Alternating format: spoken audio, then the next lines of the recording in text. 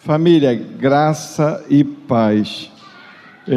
A gente vai falar um pouquinho mais sobre adoração e hoje nós vamos falar um pouco sobre em espírito e em verdade. João capítulo 4, versículo 23 diz: Mas a hora vem, e agora é, em que os verdadeiros adoradores adorarão o Pai em espírito e em verdade, porque o Pai procura a tais que assim o adorem. Bem, só para a gente poder recordar, qual é o conceito da adoração? Existe um conceito. A gente, às vezes, só se detém a palavra adoração. Se vocês forem notar, você não vai ver nas cartas falando sobre, diretamente, adoração. Nas cartas, Paulo escreveu, Pedro escreveu, João escreveu, e você não vai encontrar adoração. Ou adorem, você vai ver no livro de Apocalipse, e você vai ver muito no Antigo Testamento falando sobre adoração, mas nas cartas você não vê. Mas quer dizer que eles não ensinaram sobre adoração? Ensinaram, porque adoração não é uma palavra, adoração tem um conceito, tem um entendimento, tem algo que está por trás de simplesmente levantar a mão ou cantar músicas. Ou, como nós falamos na semana passada, de se ajoelhar, porque a palavra adoração, adorar, quer dizer prostrar-se, e não é simplesmente o fato de se prostrar, porque a gente sabe que a gente se prostra diante de alguém que é superior. As pessoas hoje se prostram simplesmente porque querem alguma coisa, ou porque ensinaram para elas que elas devem se ajoelhar. Alguns até dizem que se você ajoelhar, Deus ouve, né? Se você orar de pé, Deus não vai ouvir. E não tem nada a ver, a gente se ajoelha porque hoje a gente tem um entendimento diferente sobre rendição.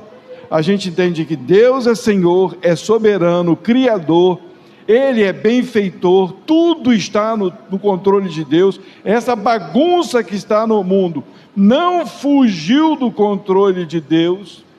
Tudo está nas mãos de Deus, e Deus usa a sua igreja para manifestar a sua graça, o seu amor, e por isso nós o adoramos, por isso nós nos rendemos a Ele, e por isso o servimos, porque o conceito de adoração não está em só se prostrar, porque se eu me prostro e não sirvo a Deus, eu não o adoro. Me prostrei, me ajoelhei, para quê? Você não reconheceu Ele como Senhor da tua vida. Quando você se ajoelha, se prostra diante dele e diz: o Senhor é o Deus da minha vida, eu começo a reconhecê-lo como aquele que pode fazer, aquele que é, e aí eu o sirvo, eu participo do reino de Deus. E a igreja foi chamada para participar do reino de Deus. Recordando isso, nós vamos entender agora o que Jesus estava falando com aquela mulher samaritana. Jesus, na sua conversa, ele cita esse trecho, né, no versículo 23. Mas a hora vem, e agora é, em que os verdadeiros adoradores adorarão o Pai em espírito e em verdade. Olha o conceito de adoração. É só se prostrar? Não, é adorar em espírito e em verdade. E o mais legal, vou dizer assim, disso tudo, é que Deus procura tais que adorem assim. Não é assim que está no texto? Porque o Pai procura adoradores que adoram assim. Assim como? Em espírito e em verdade. Senão não é adoração. Se não é em espírito, não é adoração. Se não é em verdade, não é adoração. É fictício, é fake news, é mentira. Então nós precisamos entender o que é em espírito e em verdade, para a gente ser achado por Deus, para Deus olhar e ver ali está um verdadeiro adorador, que me adora em espírito e em verdade, porque o Pai está procurando a tais que assim o adorem. E eu quero dizer já, que esse procurar, né, Deus está lá de cima, deixa eu ver, né, porque em alguns lugares a pessoa acha isso, né? Deus está lá de cima olhando, aí a pessoa que der o melhor berro, o melhor glória a Deus, ou então a pessoa que rodopiar, ou então que estiver mais contrita, Deus, achei um adorador. Não é assim que Deus está procurando, não. Deus está procurando algo muito maior dentro do adorador, porque se é em espírito, não é na sua vontade, não é na sua carne, não é no seu desejo, não é naquilo que você faz. Existe uma transformação para que a gente possa se tornar verdadeiros adoradores. É necessário então mudança interna. Adoração e espírito é necessário mudança interna. A pergunta é: você tem sido mudado por Deus? A igreja tem sido transformada por Deus? Há uma transformação interna ou não? Porque se é em espírito, é necessário uma mudança. Eu não posso mais viver como vivia antes, ok? Tem que haver uma mudança, porque a nossa adoração é em espírito. Então, mudança de quê? Mente e coração, mente e emoção, razão e emoção. Tem que haver uma mudança. Tem que haver uma mudança. Se não houver mudança, não é em espírito. Mudança de comportamento, porque aquilo que vai dentro manifesta para fora, ok? Se Deus fala comigo do lado de dentro, e Ele muda a minha ideia, a minha concepção, o que eu penso tem que ser manifesto para fora.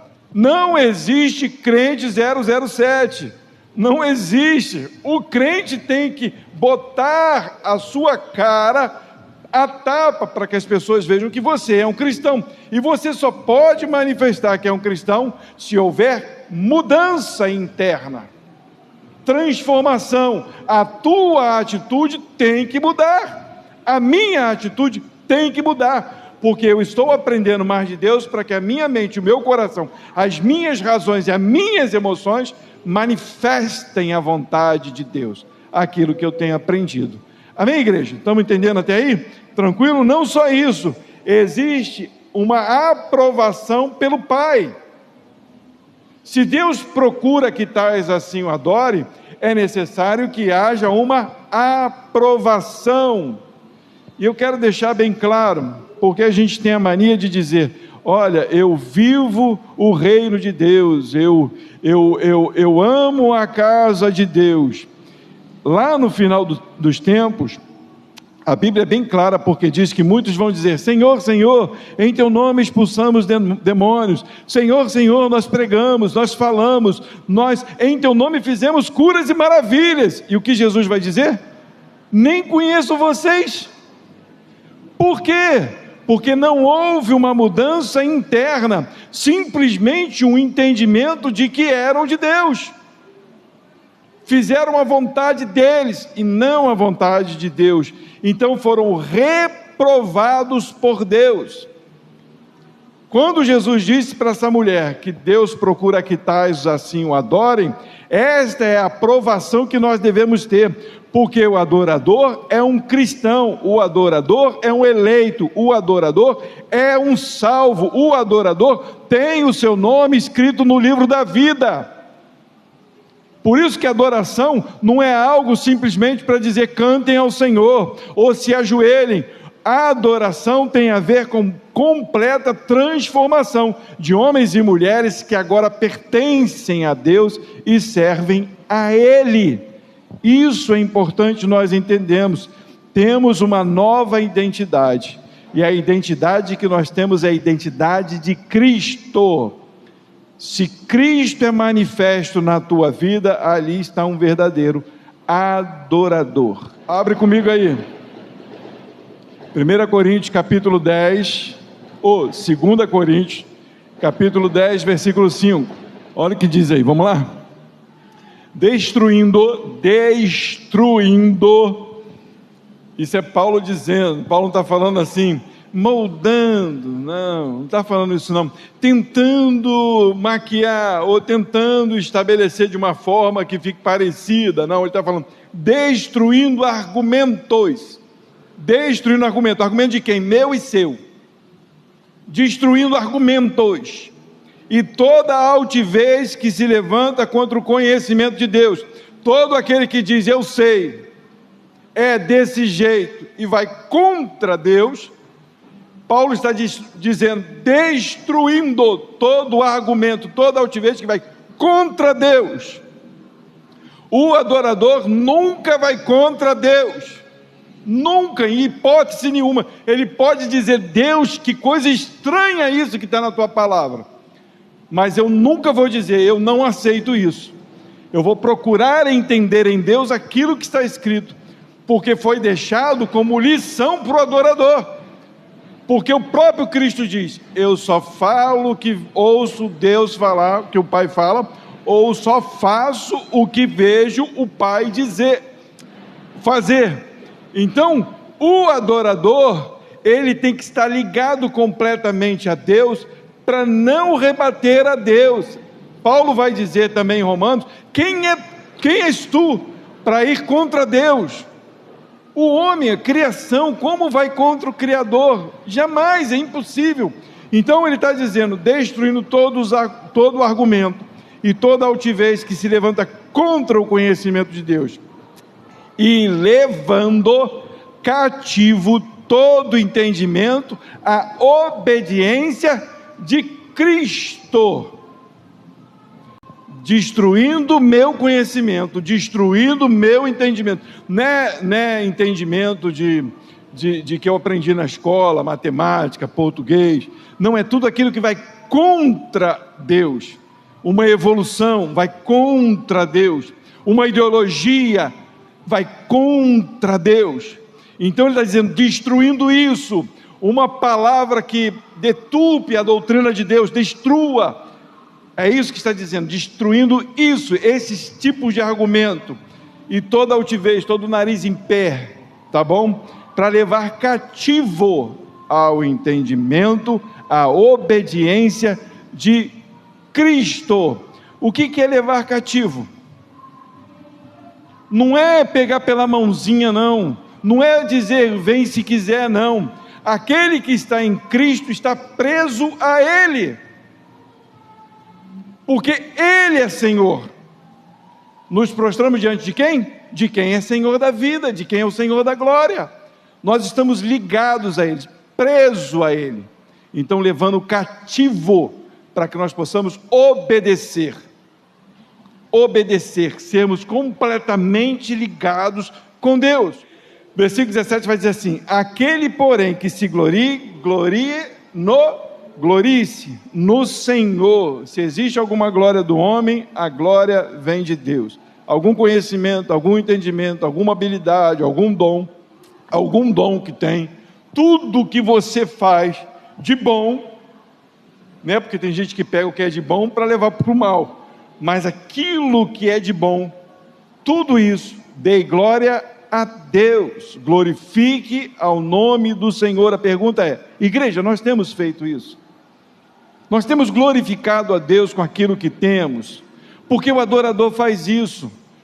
É tão legal quando alguém consegue comprar uma casa, ou comprar um carro, ou adquirir um bem, alguma coisa, e a pessoa diz, glória a Deus, toda honra ao Senhor. Ou então, a pessoa ficou enferma, e às vezes você vai lá visitar a pessoa, e a pessoa diz, não se preocupe, Deus está aqui, glória a Deus. Ou então a pessoa é um médico, consegue tratar uma pessoa, a pessoa ser recuperada, e a pessoa dizer, glória a Deus. É isso que está dizendo, quem se gloriar, glorie-se no Senhor. Por quê? Porque o que você tem, ou o que nós temos, vem de Deus. Uns têm uma cabeça melhor, outros nem tanto, mas tudo vem de Deus, e com isso nós glorificamos a Deus. A igreja precisa glorificar a Deus em todo o tempo. Versículo 18, porque não é aprovado quem a si mesmo, vou ver se a igreja está aqui, A quem a si mesmo se louva. Olha, viu o que eu fiz? Se não fosse eu, se eu não estivesse aqui, às vezes a gente cai nessa asneira, porque a gente acha que a igreja só funciona porque o pastor está aqui, né? Só tem louvor porque se não for a Doninha, se tiver a dona Ana Cristina aqui, não tem louvor. Quem disse isso? Não funciona por causa da gente. A gente nunca pode se louvar, se engrandecer, achar que as coisas só acontecem por causa de nós. Se acontecem, foi Deus que deu graça, foi Deus que deu entendimento, foi Deus que deu sabedoria, foi Deus que deu o dom, e a Ele toda a honra, toda a glória e todo o louvor. Ele vai dizer novamente, versículo 18, não é aprovado quem a si mesmo se louva, mas sim aquele a quem o Senhor louva. Então Deus olha do céu e vê quem é o verdadeiro adorador, e há um louvor. Mas você percebe? Elogio, obrigado, fugiu. Você imagina Deus olhando do céu e elogiando, ali está o meu servo. Para quem nós ouvimos isso? Para Jó, para Daniel, Deus louvando Jó, Deus louvando, ali está meu servo. Não é legal isso? Por quê? Porque esses não se glorificaram, não se elogiaram, não se louvaram, eles se entregaram totalmente ao Senhor, e o Senhor elogiou a eles. Não é legal isso? Isso não é bom a gente entender? Então que a gente entenda isso, que a gente se entregue por completo ao Senhor, para que Ele mude a nossa vida, para que Ele possa nos enxergar, não a nós, mas a vida dEle em nós. 1 Tessalonicenses capítulo 2, mas como fomos aprovados de Deus para que o Evangelho nos fosse confiado, olha, percebe que legal, nós fomos aprovados por Deus, para quê? Para que o Evangelho nos fosse confiado. Sendo aprovado por Deus, o Evangelho é confiado. Como que esse Evangelho é confiado? Como que esse Evangelho é confiado? Você tendo entendimento dele, porque nem todos têm um entendimento do Evangelho com verdade. Alguns pregam o Evangelho de qualquer maneira, outros pregam o Evangelho por ganância, outros pregam o Evangelho simplesmente para falar heresias. Mas aquele que é aprovado por Deus, o Evangelho é entregue, o Evangelho verdadeiro, porque foram aprovados por Deus. Paulo está dizendo, nós fomos aprovados por Deus, o Evangelho, para falar do Evangelho.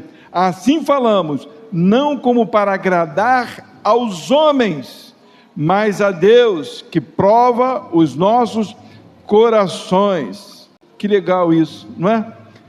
Eu não estou aqui, e aquele a quem é aprovado não está para agradar aos homens. Hoje, infelizmente, alguns têm pregado para agradar as pessoas. A gente não pode pregar o Evangelho do Reino para agradar as pessoas. Vocês não podem estar aqui para querer ser agradados. Vocês pertencem a um reino, vocês são guerreiros. Guerreiro não pede elogio, guerreiro vai para frente da batalha, guerreiro sofre afrontas. Hoje eu estava vendo um vídeo da mulher pregando o Evangelho, um camarada parou na frente dela, falou um monte de besteira, ainda cuspiu na cara dela, e a mulher se limpou e continuou pregando o Evangelho. Uma guerreira do Senhor. Se fosse eu ia ficar irritado, mas a mulher parou, se enxugou e continuou pregando o Evangelho. Foi para isso que Deus te chamou, para enfrentar o mal, não com o braço, mas com o Evangelho da verdade.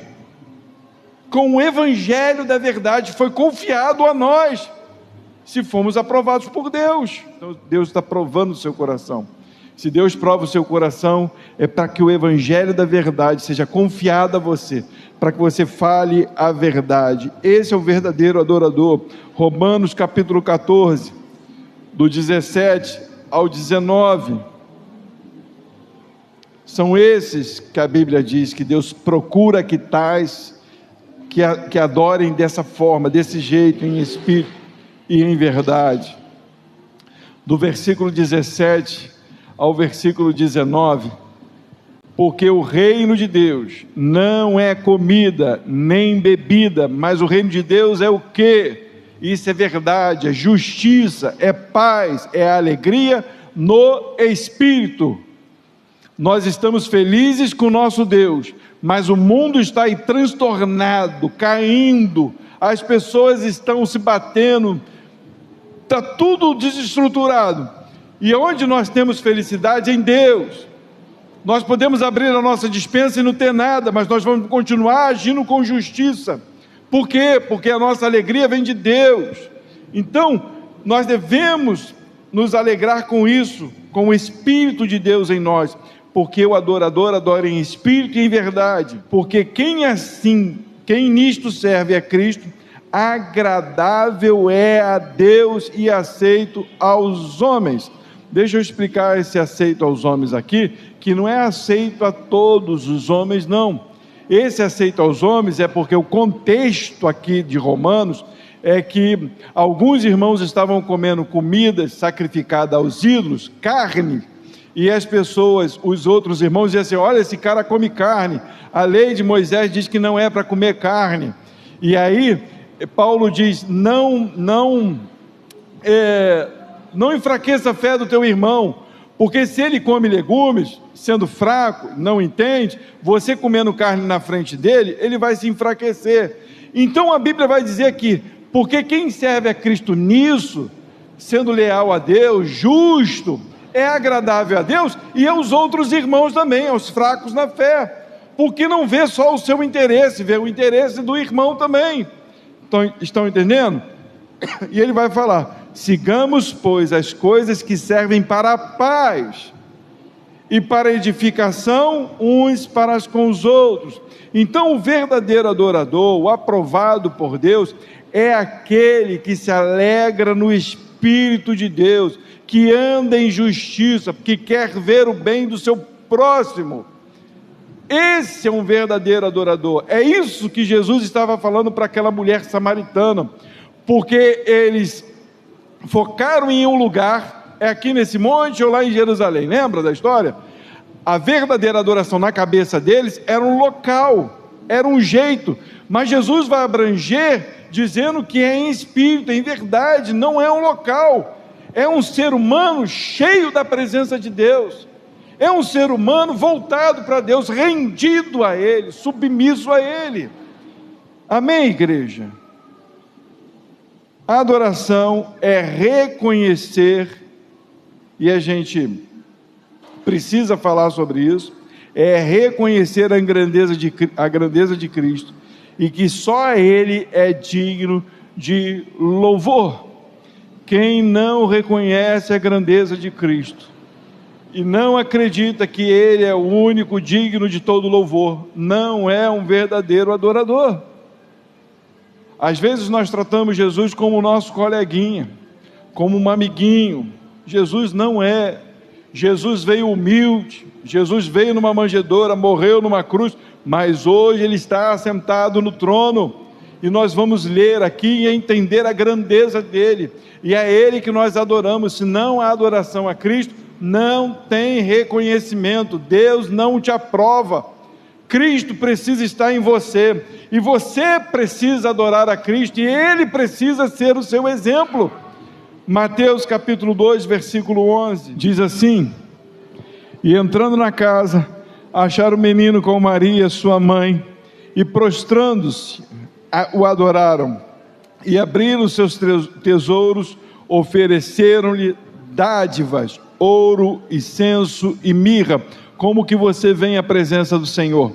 Aqueles homens entenderam que Ele era o Messias, que era o tempo dele vir, e ali uma criança, e aquela criança foi adorado por aqueles homens, ofertaram a Ele os seus próprios bens. Como você tem entrado na casa do Senhor? Você entra e diz: tudo que eu tenho é meu? Nós entramos diante de Jesus dizendo: tudo que eu tenho é teu. Mateus capítulo 14, versículo 33, isso é adoração, isso é expressar adoração. Jesus, tudo é teu, eis aqui a minha vida. Mateus capítulo 14, versículo 33 vai dizer: então aproximaram-se os que estavam no barco e adoraram-no, dizendo: és verdadeiramente o Filho de Deus. No tumulto das águas, Jesus vem andando e diz para o mar: acalma. E eles reconheceram Jesus como aquele que tem poder sobre o tempo, poder sobre as estações, poder sobre todo o temporal. Você tem reconhecido a Deus, a Jesus assim? Porque às vezes acontecem os tumultos e a gente fica com aflição, sem reconhecer Jesus como aquele que é o Filho de Deus, o enviado de Deus para acalmar a tempestade. Lucas capítulo 22, versículo 69, olha agora, Jesus vem a este mundo, mas Jesus sobe ao lugar de onde ele veio, e diz, o próprio Cristo: desde agora o Filho do Homem se assentará à direita do poder de Deus. À direita é o braço direito. Jesus, homem ressuscitado, senta ao trono, à direita do Pai, para que nós possamos adorá-lo. Marcos capítulo 16, versículo 19. Ora, o Senhor, depois de lhes ter falado, foi recebido no céu e assentou-se à direita de Deus. O nosso Cristo merece toda a honra, toda a glória e todo o louvor. Filipenses capítulo 2, do 9 ao 11. Não há adoração sem entender, sem reconhecer a autoridade de Cristo, o poder de Cristo. Vai dizer a partir do 9: por isso também Deus o exaltou soberanamente e lhe deu um nome que é sobre todo nome, para que ao nome de Jesus se dobre todo o joelho dos que estão nos céus e na terra e debaixo da terra, e toda a língua confesse que Jesus Cristo é o Senhor, para a glória de Deus o Pai. Aleluia, glória a Deus. Nós temos um Salvador, e o adorador ama o seu Salvador e é servo deste Senhor. Apocalipse, o último texto, nós vamos ler do versículo 3 ao versículo 11, olha o que diz aí. E o que está assentado era, na aparência, semelhante à pedra de jaspe e sardônia, e o arco celeste estava ao redor do trono, e parecia semelhante à esmeralda. O símbolo da paz de Deus com os homens estava ao redor do trono, e aquele que estava sentado estava dizendo: eu sou o caminho, eu sou a paz, eu sou aquele que reconcilia o homem com Deus. E ele está lá sentado, lindo, maravilhoso, poderoso, e ao redor do trono havia 24 tronos, e 20 assentados sobre os tronos, e 24 anciãos vestidos de vestes brancas, e tinha sobre as suas cabeças coroas de ouros. Quem são esses 24 anciãos? A gente entende que é o povo de Israel, as 12 tribos, mais os 12 apóstolos, mas a gente também entende que é a igreja de Deus, do Antigo e do Novo Testamento, e sobre as suas cabeças estavam coroas, homens vestidos de branco, santidade. Foram esses que foram achados perfeitos diante de Deus. Por quê? Porque foram coroados, foram elogiados, porque foram encontrados em Cristo Jesus. São esses que estão assentados à volta do trono, e eles estão coroados, vestidos de branco, que a Bíblia vai dizer: e do trono saíam relâmpagos e trovões e vozes, e diante do trono ardiam 7 lâmpadas de fogo, os quais são os 7 Espíritos de Deus. E havia diante do trono um mar de vidro, povos, semelhante a cristal, povos restaurados. E no meio do trono e ao redor do trono, 4 animais cheios de olhos, por diante e por detrás. E o primeiro animal era semelhante a um leão, e o segundo animal semelhante ao bezerro, e o terceiro animal o rosto como de um homem, e o quarto animal era semelhante a uma águia voando, e o quarto animal tinha cada um de per si 6 asas, e ao redor e por dentro estavam cheios de olhos, e não descansavam nem de dia nem de noite, dizendo: Santo, Santo, Santo é o Senhor Deus Todo-Poderoso, que era, que é e que há de vir. Eles estão ao redor do trono, mostrando a santidade de Cristo, porque esse Deus Todo-Poderoso é o Cristo, porque é o que era, veio como homem, é o que é, está regendo a igreja, e é o que há de vir sobre as nuvens para levar a igreja. É esse que é adorado e dito: Santo, Santo, Santo, Deus Todo-Poderoso. Os anjos estão adorando a Ele. E você, meu irmão, e eu? Cadê a glória do Cristo saindo das nossas bocas? O elogiar, o louvor, por causa da sua grandeza e majestade, daquele que é Senhor das nossas vidas. E a Bíblia vai dizer: e quando os animais davam glória e honra e ações de graça ao que estava assentado sobre o trono, e ao que vive para todo sempre, os 24 anciãos, a igreja de Deus, do antigo e do velho, os patriarcas e os apóstolos, prostravam-se diante do que estava sentado sobre o trono, e adoravam, se inclinavam ao que vive para todo sempre, e lançavam as suas coroas diante do trono, dizendo: digno és de receber glória e honra e poder, porque tu criaste todas as coisas, e por tua vontade são e foram criadas. O que a igreja faz? A glória é tua. O Senhor nos revestiu de santidade, o Senhor nos deu toda a autoridade para pregar o Evangelho, se assim somos encontrados, em espírito e em verdade. Homens e mulheres que entregaram as suas vidas para serem transformados pelo Senhor, para agir coerentemente neste mundo perdido, para mostrar a graça do Cristo, para dizer: Senhor, toda honra e toda glória e toda majestade a Ti, porque o Senhor é o único digno de toda adoração e de todo o louvor. Esse é o verdadeiro adorador. Ele não vai esperar chegar no céu para adorar a Deus. Ele adora agora, no meio de toda a confusão que esse mundo tem, porque ele reconhece Jesus como Senhor da vida dele. São esses que o Pai procura.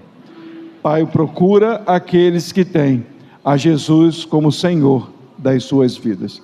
Se Deus olha do céu e não vê Jesus na sua vida, você não é encontrado como um verdadeiro adorador. Você é simplesmente alguém que vem na igreja.